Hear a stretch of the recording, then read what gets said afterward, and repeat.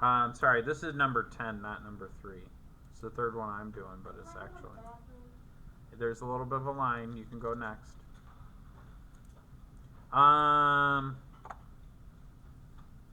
So this one says, find the distance s of a point that travels along a circular or along a circle over time t.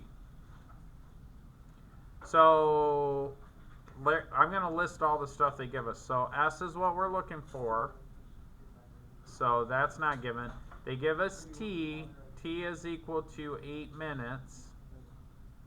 They give us the angular speed. Omega is equal to pi over 20. And then they tell us the radius, r, is equal to 4.4 inches. So now by listing all of the variables, I know that I have s. And then let me rephrase that. I know I have to find s. And I know that they've given me t, they've given me r, they've given me omega. And then I got to figure out what formula I have. So again, I go back in the notes. Okay, that's Vs and t. I don't think that'll help. Let me double check here. And this is literally how you do it.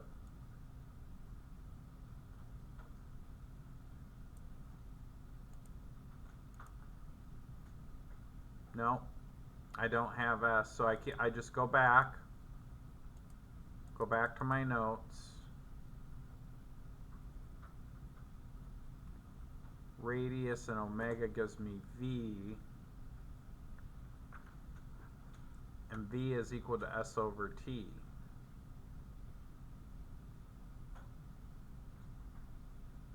Okay. So what I think is all right, here's a V is equal to the radius times but I already have V. Wait, did they give me the time?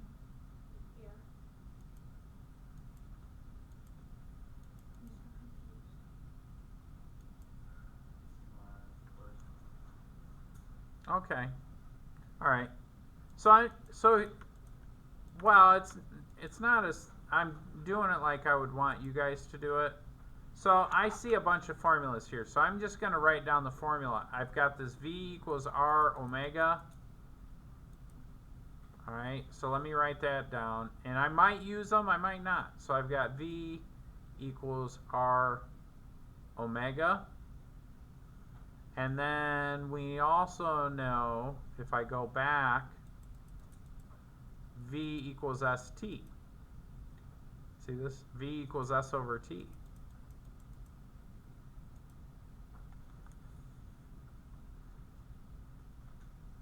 So V also equals S over T, right? Both formulas, let me do it a different way. V also equals ST, or S over T. Okay? So I got these two from my notes. Well, what do I have? Well, I don't have V, but really I don't need V, because if this equals V and this equals V, don't they equal each other? Right? I could say that V equals V. And then I go, well, do I have R? Yeah, I have R. It's 4.4. What's omega? Pi over 20. What's that equal to? S over T, which is 8. Now, before I solve for S, I think I'll do one more thing. I got to get s by itself, so I'm going to multiply this side by 8 and multiply this side by 8. These 8's cancel to 1, and I get the s is equal to, remember we're going to have to do the calculator and round to 3 significant figures, so I'm going to say s is equal to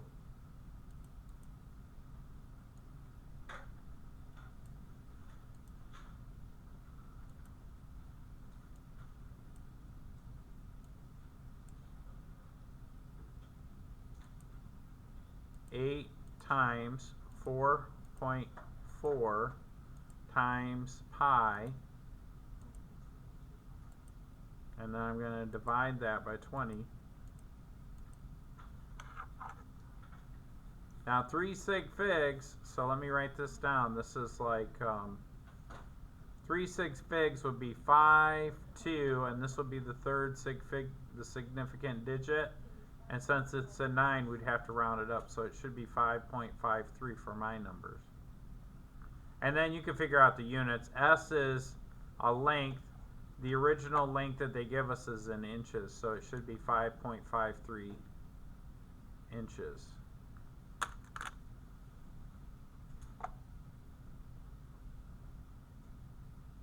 Okay. Let me double check my answer here to make sure I did it right.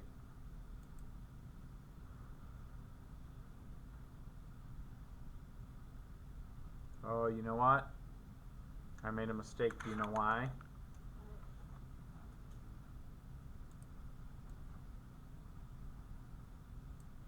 So this is true, except I forgot to write my units down. So this 8, let's rewrite this. This is 8 minutes. This is 4.4 inches. This is just pi, but this is all over 20 seconds. I have to have the same units, don't I? So I've got to convert 8 minutes to seconds. So I could tack that on here. Remember the relationship, 1 minute is equal to 60 seconds. Okay. So I could either cancel out the minutes or I could cancel out the seconds. It doesn't matter.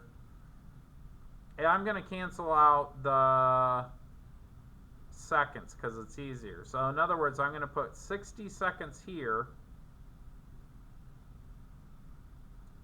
And then I'm going to put 1 minute here. So now when I do that, notice what happens. This second cancels with this second.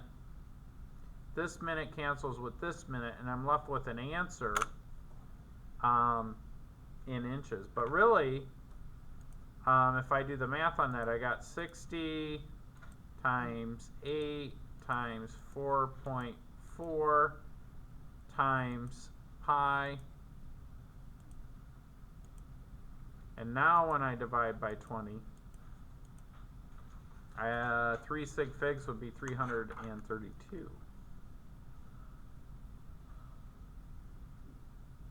inches, because the inches are still left. That one I almost made the mistake and had the wrong answer. Okay. Actually, I did make the mistake. It was only when I double checked the work. Any questions on that one? Alright, so this is good.